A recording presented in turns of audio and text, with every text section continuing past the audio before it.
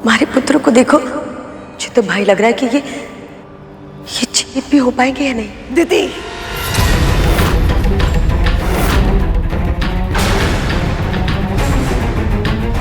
बोलने से पहले विचार कर लिया करो कि किस अनर्थ के बारे में बात कर रही हो तुम। मेरे पुत्र को कुछ नहीं होगा। स्वामी ने इनके जीवन के लिए जीवित पुत्री का व्रत का उपाय बताया है, और तुम भी अच्छे से जानती हो कि उनके वचन कभी असत्य नहीं होते हैं। कदर, तुम सही कह रही हो, पर मेरी बहन ये व्रत बहुत कठिन है। कहीं भूल से भी कोई भूल हो गई तो? नहीं होगी। हम दोनों व्रत के सभी नियमों का पालन करेंगे। हम दोनों? तू ये व्रत क्यों करेगी?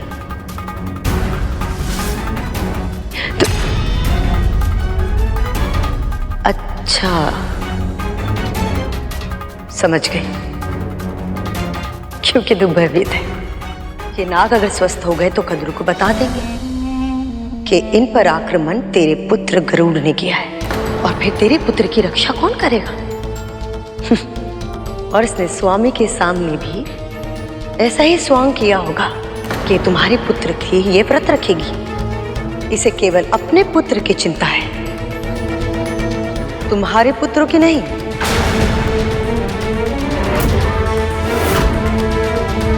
परंतु दीदी माँ, गरुड़,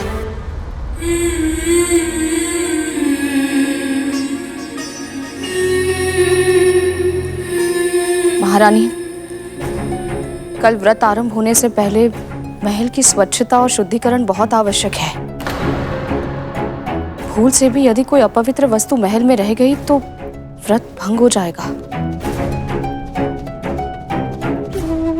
ठीक है, तुम दोनों जाके बाहर की झाड़ पोंछ कर लो, और हाँ, रसोई घर भी स्वच्छ कर लेना। जी।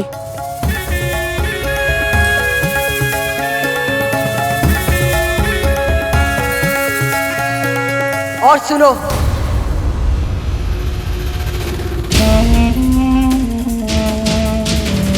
ध्यान रखना कि कोई भूल से भी फूल ना हो जाए।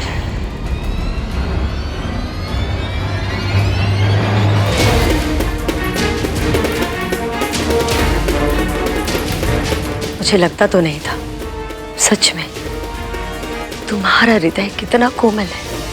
उस दिन तुमने मेरे पुत्र महाराज बलि से गरुड़ की रक्षा की, और आज कद्रू, तुम्हारे पुत्र को भीषण पीड़ा की अवस्था में देखकर भी तुम इन दोनों पे विश्वास कर रही हो? नहीं कद्रू, अगर मैं तुम्हारे स्थान पर होती तो मैं ऐसा कभी नहीं करती।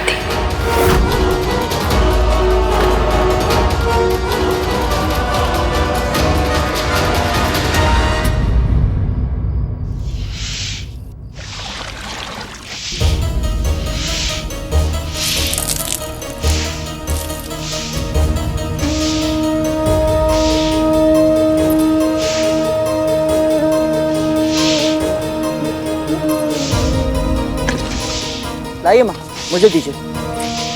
नहीं, रहने दे, मैं स्वयं कर लूंगी।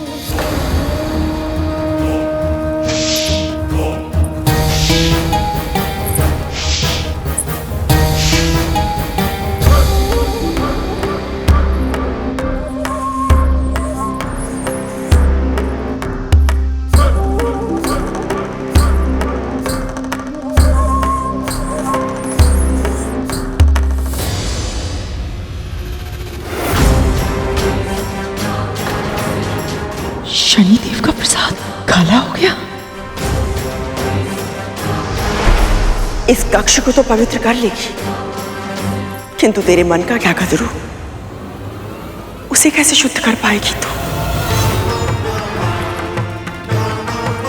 क्या इस अपराध बोध से तुझे मुक्ति मिलेगी कि जो कुछ भी हुआ उसका कारण तू है? यदि तू गरुड़ को सूर्य लोक भेजकर उसके पंखों को जलाकर उसे अपने मार्ग से हटाने का षड्यंत्र नहीं रचती, तो तेरे पुत्र भी उसके साथ नहीं जाते। और की त्वचा नहीं जलती और तेरे पुत्र मृत्यु की चौखट पर खड़े होकर प्रतीक्षा नहीं कर रहे होते कि कब तू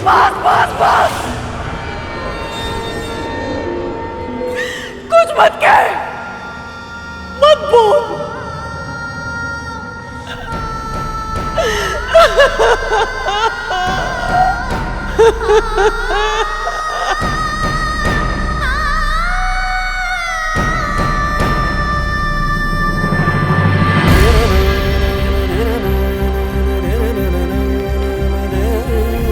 कालिया, क्यों सता रहे हो इन्हें? दे दोगे?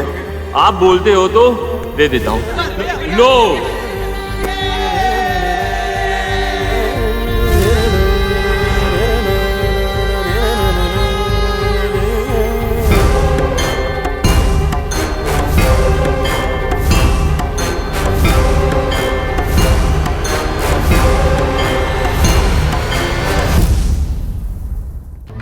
राहु, मुझे मुर्गी चाहिए।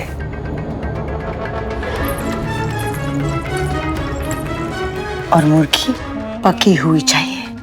और हाँ, ध्यान रखना, विंता और गरुड़ को इस बात की भनक भी लगनी चाहिए। अच्छा, बस अभी गया और अभी आया माँ।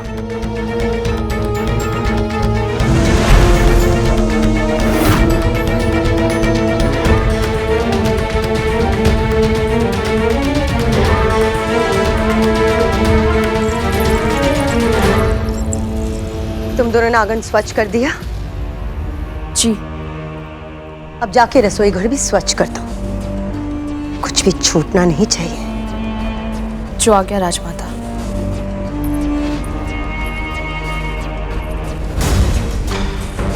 वैसे तुम्हारे रसोई घर को स्वच्छ करने का कोई अर्थ नहीं होगा, क्योंकि तुम्हारे उस स्थान को अशुद्ध करने की योजना मैं पहले ही बना चुकी हूँ।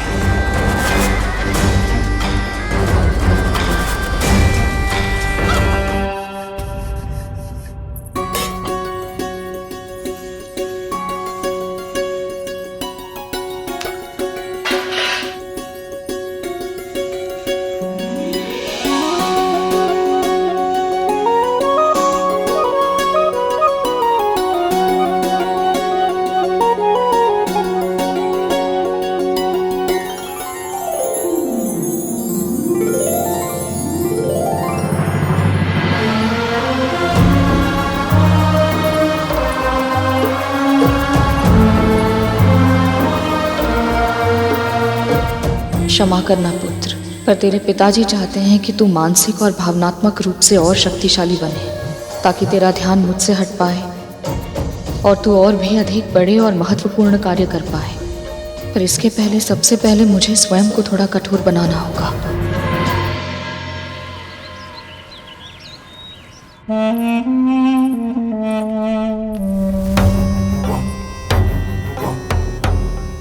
बहुत बढ़िया, अब इसे वहां पे रख दो।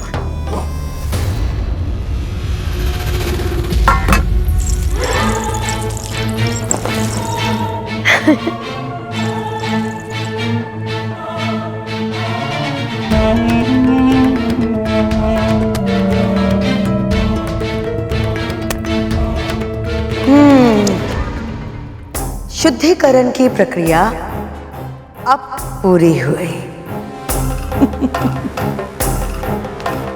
आपकी चाल अब समझ में आई माँ। जब नाग माता कद्रू को पता चलेगा कि रसोई घर में मांस और अस्थियां बिखरी हुई हैं, तब तक बहुत देर हो चुकी होगी।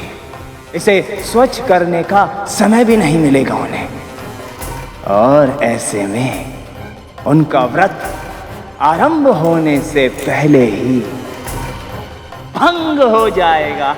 और ये व्रत भंग होते ही चित्रगुप्त के बही खाते से कद्रू के पुत्रों का नाम कट जाएगा, और उसी के साथ साथ उसके जीवन की डोर भी कट जाएगी। कल भोर में सूर्य उगने से पहले ही तू कुशा तोड़ लाना। स्नान के बाद सबसे पहले मैं उससे प्रभु विष्णु की प्रतिमा बनाऊंगी, और फिर गोबर से चील और सियार की। माय प्रश्न, प्रतिमा बनाने के लिए कुशा और गोबर का प्रयोग क्यों किया जाता है? वेदों के अनुसार घास के सभी प्रकारों में कुशा सबसे अधिक शुद्ध और सबसे शक्तिशाली है। आदिकाल से ही महान ऋषियों द्वारा तपस्या के आसन के रूप में उसका उपयोग किया जा रहा है। उनके तेज और ऊर्जा के कारण कुशा के हर तिनके में बड़े से बड़े कवच से अधिक शक्ति होती है। यहाँ तक कि मृत्यु को भी लंबे समय तक रोक पाने की क्षमता होती है कुशा में। और जहाँ तक गोबर का प्रश्न है, उससे उत्तम खाद और कुछ है ही नहीं गरुड़। तन के भीतर की कोशिकाओं को सड़ने या नष्ट होने की प्रक्रिया को रोकने का गुण होता है गोबर में। जब उसे सुखाकर उस पर घी डालकर उसे जलाया जाता है तो वातावरण शुद्ध हो जाता है और चारों ओर जीवन की आभा फैल जाती है।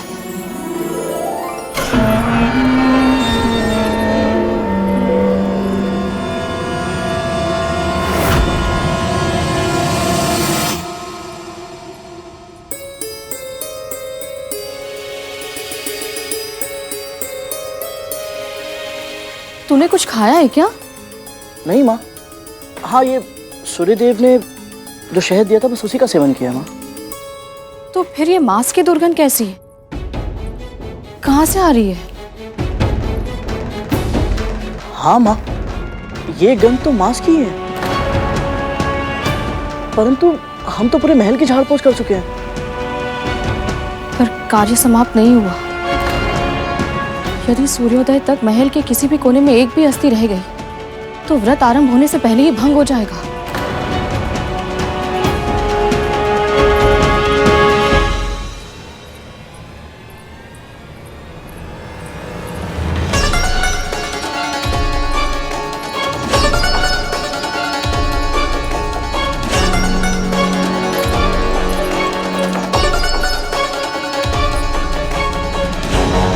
ये माँ पुत्र की ना कुछ अधिक ही निर्भर है। इससे पहले कि ये मेरी चाल व्यर्थ कर दे, मुझे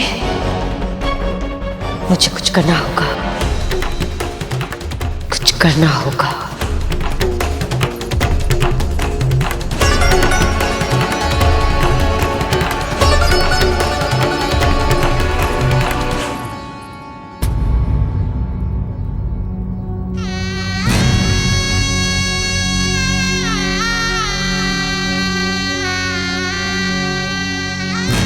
देखिए माँ, हम आपके लिए क्या लाए हैं। दुनिया के सबसे अनोखे, दुर्लभ और मूल्यवान। परसों जब व्रत समाप्त होगा मैं इसे ही पहनूंगी, ताकि जब मेरे पुत्र स्वस्थ होकर लंबी निद्रा से जागे तो अपने दिए इस उपहार को मुझे धारण किए देखकर बहुत प्रसन्न हो जाए।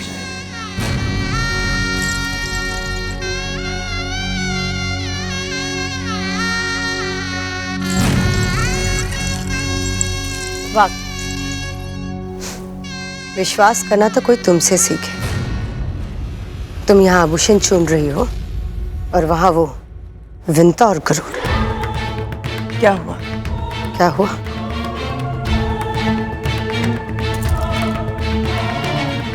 तुम ना स्वयं अपनी आंखों से देखोगी तभी विश्वास करोगी। चलो मेरे साथ आओ।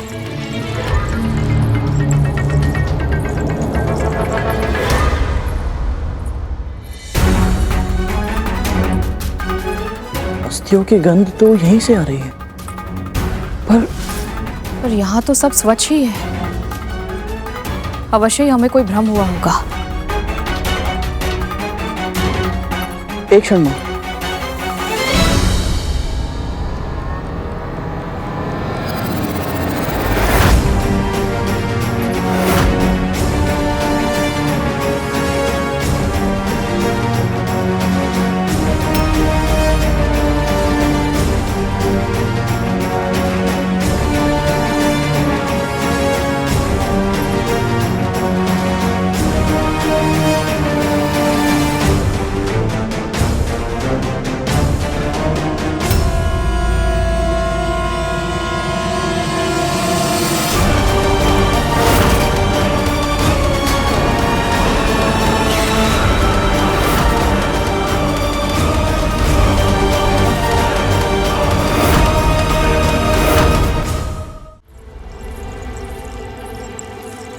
ये मांस की गंध कहाँ से आ रही है? तुम्हारे पुत्र तो कुछ खाने से रहे और विंता तो शाकाहारी है। मेरा पेट तो पहले से भरा हुआ है। तो फिर कौन हो सकता है जो गरुड़?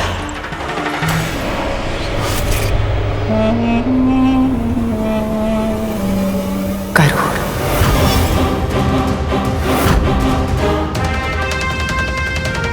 माँ,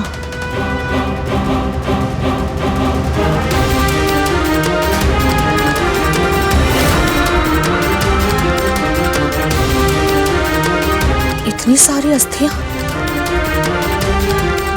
कहाँ से आई है? मेरे पुत्र गजासुर और सिंह मुखम को तो जीवित ही निकल गया था। स्वयं विचार करो कद्रू, इस पक्षी के लिए व्रत करना, भूखे रहना संभव है?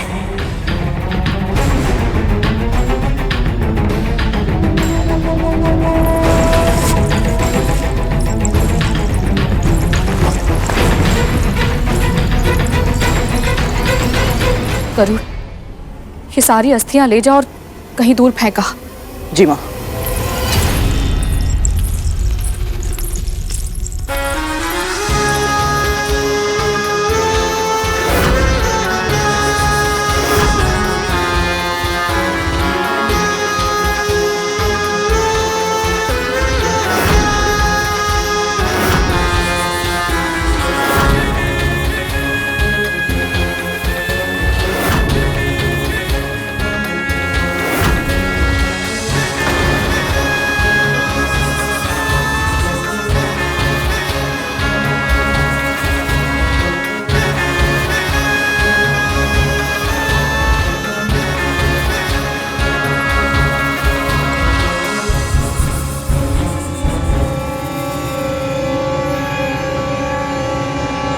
पेट की अग्नि इतनी तीव्र है कि सूर्य की अग्नि में जल रहे मेरे पुत्रों की पीड़ा भी भूल गया तू। इस स्थिति में तुझे भूख भी कैसे लग सकती है? नहीं महारानी, इनका सेवन मैंने नहीं किया है। तूने नहीं किया तो कि मैंने किया है।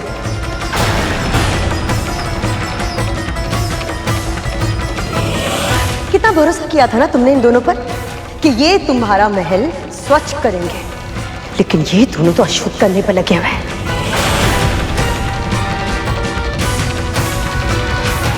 ताकि तुम्हारा व्रत सफल ना हो और इन दोनों को तुमसे प्रतिशोध लेने का मौका मिल जाए, है ना? असत्य कहकर आप इस महल का अपवित्र कर रही हैं दीदी माँ।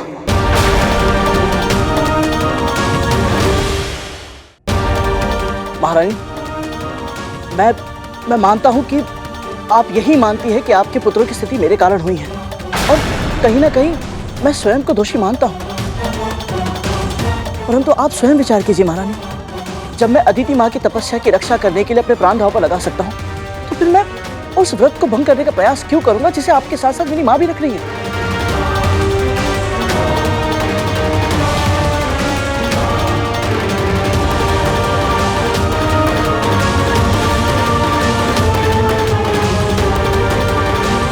ये सब तो बस करूँ, अब और कुछ नहीं कहेगा तू। व्रत का समय आरंभ होने वाला और मैं नहीं चाहती कि तू मन, वचन या कर्म से किसी को भी दुखी करे।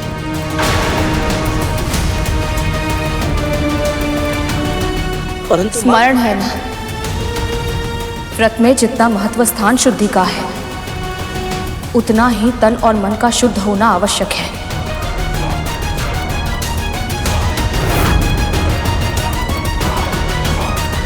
ना तू स्वयं क्रोधित हो सकता है, ना किसी के मन को दुखी कर सकता है।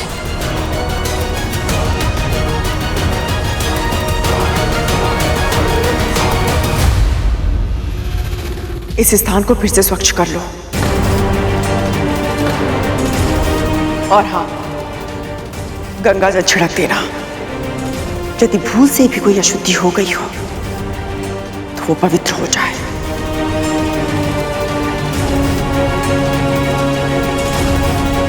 कद्रू,